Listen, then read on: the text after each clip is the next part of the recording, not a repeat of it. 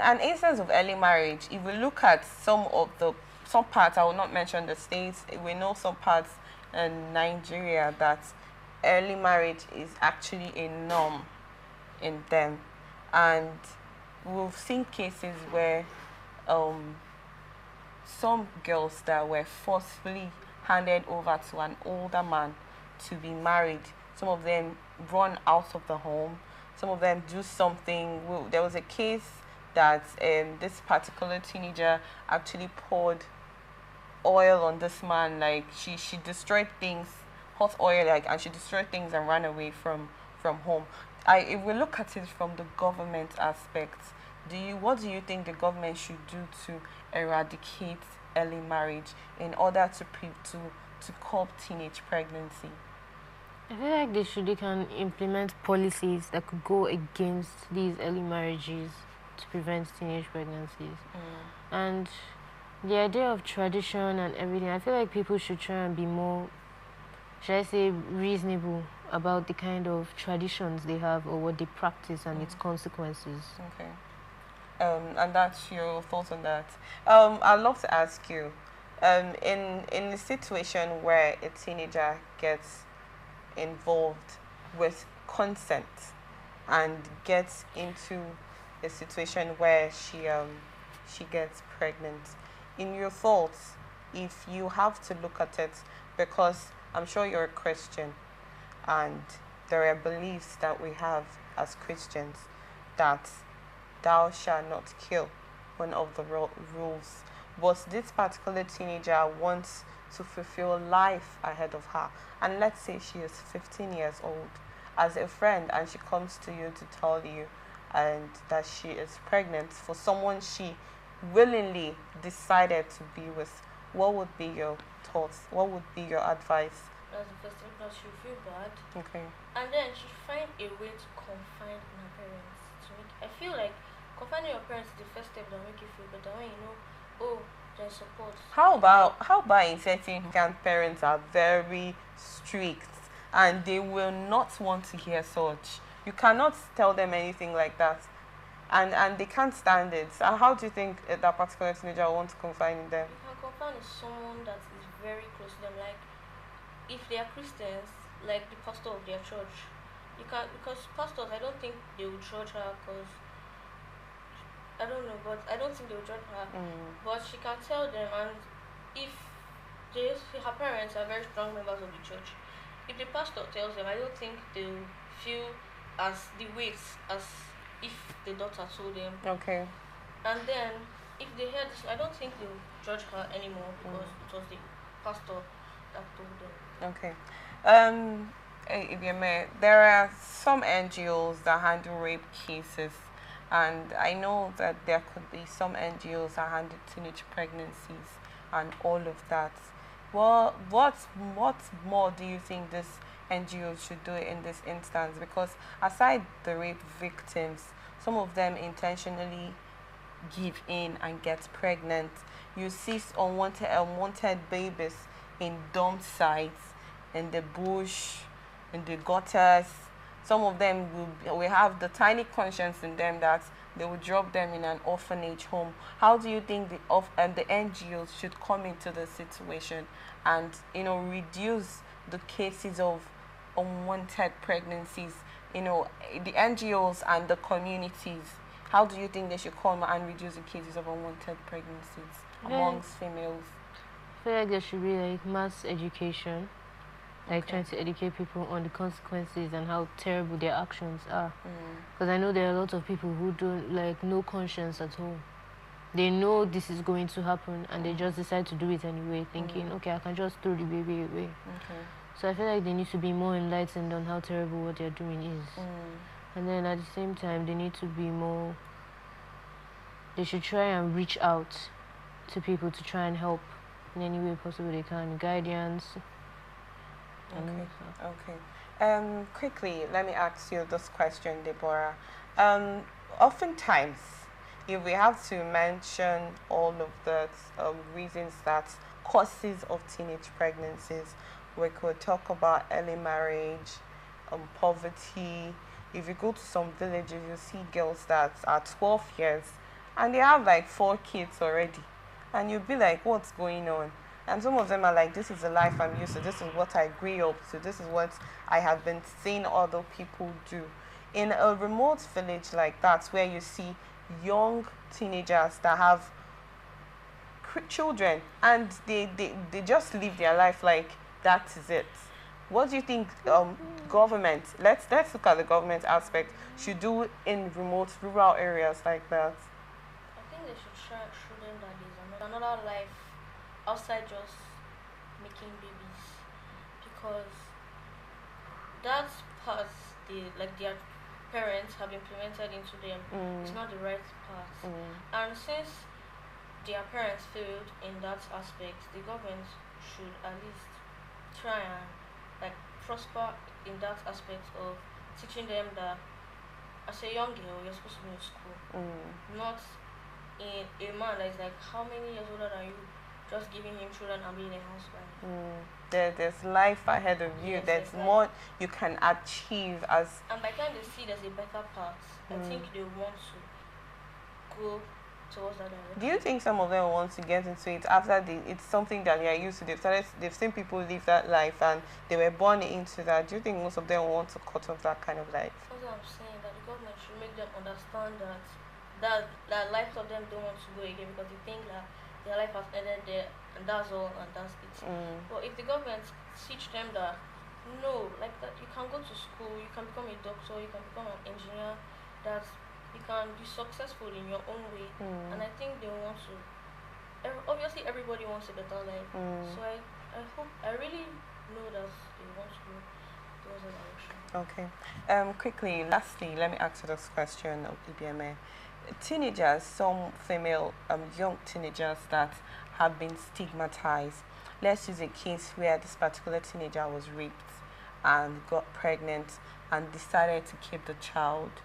Let's say she decided to drop out of school, keep the child, not the child, and decides to get back into the society. But because of the stigmatization, that particular teenager would not want to go back to school. Let's say this person has actually got into like JS3 and about to get into SS1 and decide to cut off education. What would be your advice to that kind of person? Because you feel that if I go back to school, how will people look at me? Me that they used to know, they used to look at me in a kind of way, and then now that I'm a baby mama, I cannot stand that stigmatization. What would be your advice to that particular teenager to do? I feel this is a situation where you just have to push. Like, there will be people that will definitely still stigmatize you, but at the same time, there's a positive side to it, because there are people that will understand your situation and help you out. Okay. So I feel like it's a situation where you just have to keep your head forward, ignore the voices, or if they are very sure they can't handle such a situation, then they could go into some like skill acquisition and try to build yourself on your own. Okay. It will definitely be difficult, because there's no easy path to success, but Okay. it could help. If you feel you cannot get back to the school aspect, you can engage in a skill acquisition, or you learn a trade. It's the same thing as learning a trade, or you venture into a particular business of your choice. Just be useful to the society and not just lay back, just like you talked about the government putting them back and say you can be more than you have been. Well, thank you so much on that, guys. Thank you. Well, moving forward, this is actually the last, and it's about alcohol use amongst teenagers.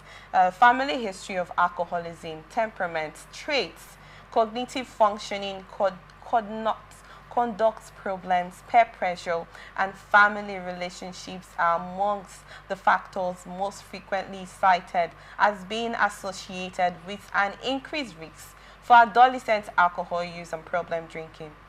Drinking alcohol can affect how the brain develops. Young people under 15 years are particularly at risk. Well, this is actually a little bit ridiculous, because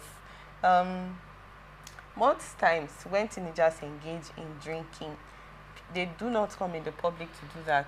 I've heard someone say something that when he was little, when he was very small, and when the parents when visitors come to the house and they serve them alcohol, after when the visitors are done and they leave, he'll go back and empty the bottle, take a sip and like, let me see what these people are drinking. Let me taste what, and that's how it starts. But I'd love to ask you first, what's the risk factors involved in consuming alcohol, and why do teenagers engage in the habit of drinking? Alcohol can really affect a person's mental health. It can also affect your physical, your health in general, both physically, emotionally, and mentally. Okay. So I feel like they should. I don't see why a teenager should really think about engaging in alcohol. 'Cause I feel like most of the times, because of illiteracy, they don't know the consequences of what they're doing. They just feel like, oh, it's fun and everybody's doing it, so let me just do it. Okay. Okay, let's hit on that, where everybody is doing it, and in an instance where a particular parent, like we talked about the visitors, where this child on the age 15 below sees visitors that consume alcohol, and like, what is this? Like, people are really enjoying this thing. And oftentimes you see some of the parents, the fathers especially, consuming this alcohol in front of the children, and then that's how it grows. How does the family affect the life of teenagers that has involved in alcohol? Most teenagers portray what like portray what goes on in the home. If they see their mother doing this and they like it, they'll be like, oh, I like what she's doing. Let me see whether I can do it too. And they go out doing what, and they ask them, where did you learn this from? I learned it from my mother. That's the next thing they'll say.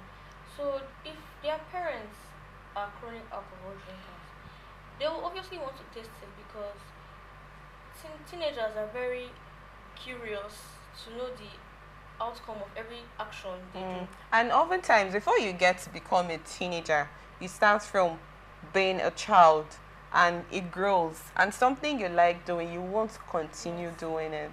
So when they first taste it, the feeling, like, oh, so that's why they always drink this thing.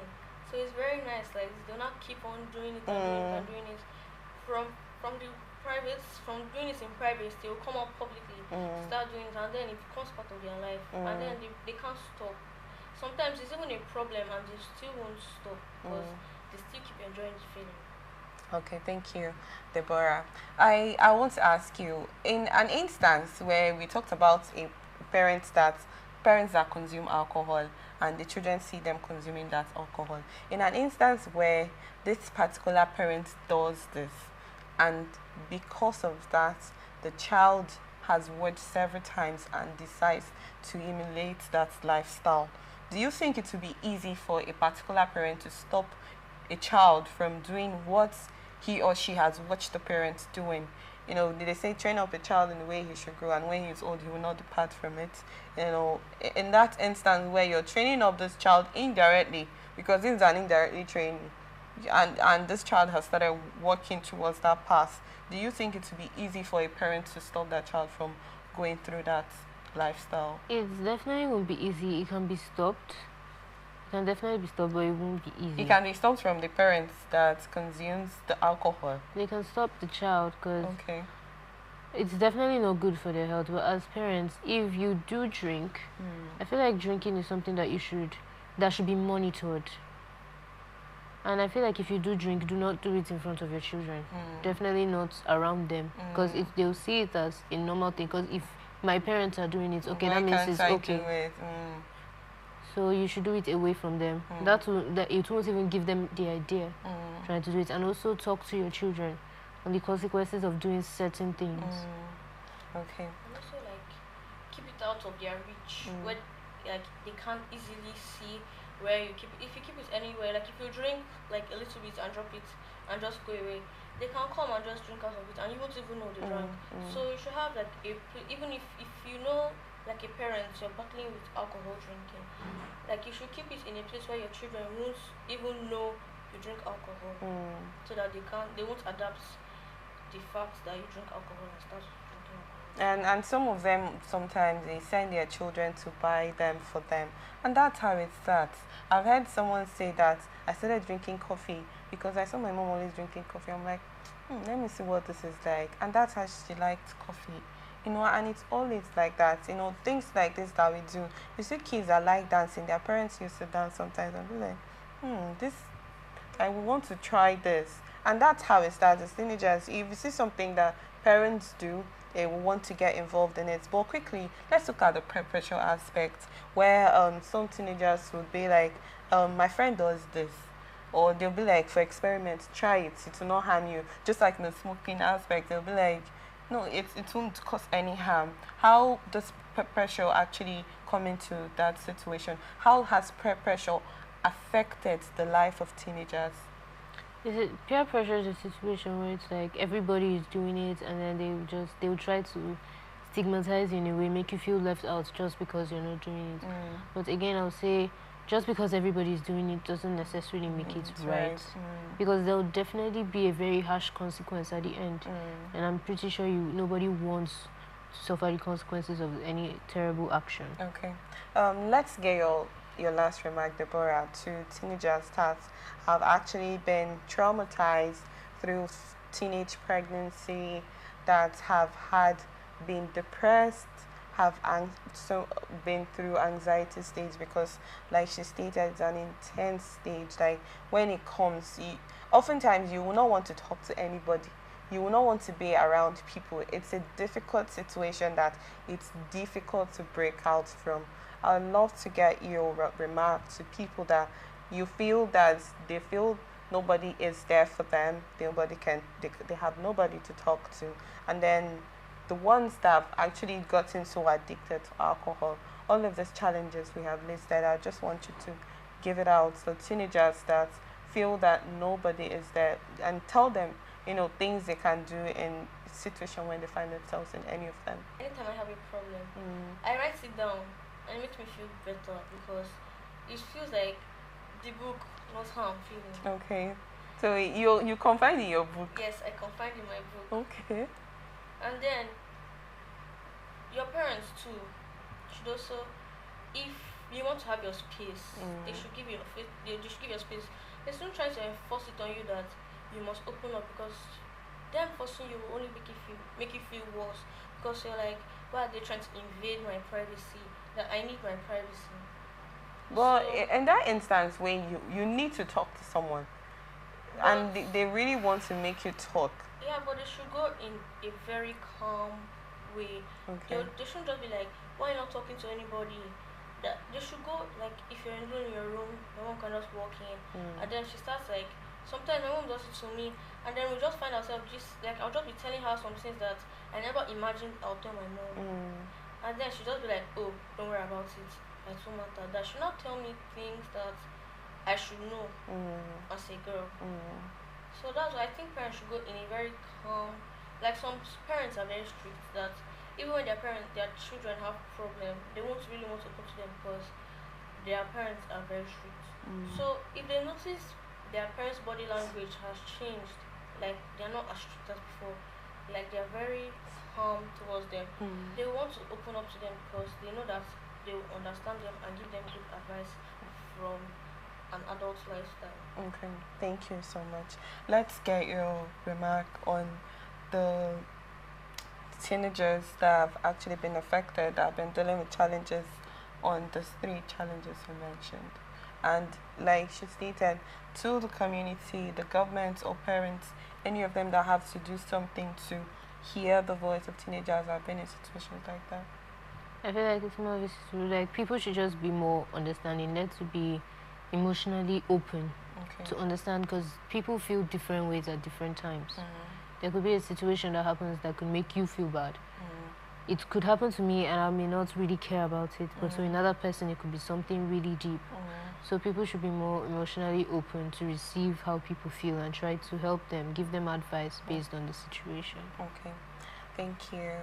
In conclusion, to overcome depression and anxiety, consider a combination of lifestyle changes like regular exercise, healthy eating, sufficient sleep, social connection, stress management techniques like meditation, and seeking professional help through therapy, potentially including medication if necessary. Discuss potential triggers like school pressure, social situations, major life challenges, and family dynamics. In essence, if any teenager gets involved in a situation where you feel you are depressed, you're anxious, you have been so engulfed that you do not have anybody to talk to, I think that is when necessary you should actually speak out, because it is necessary. Nobody's an island and we all need each other. Thank you so much for joining us for advert placement, news and event coverage, personality, society and political interviews, product, service, promotion, and commercials.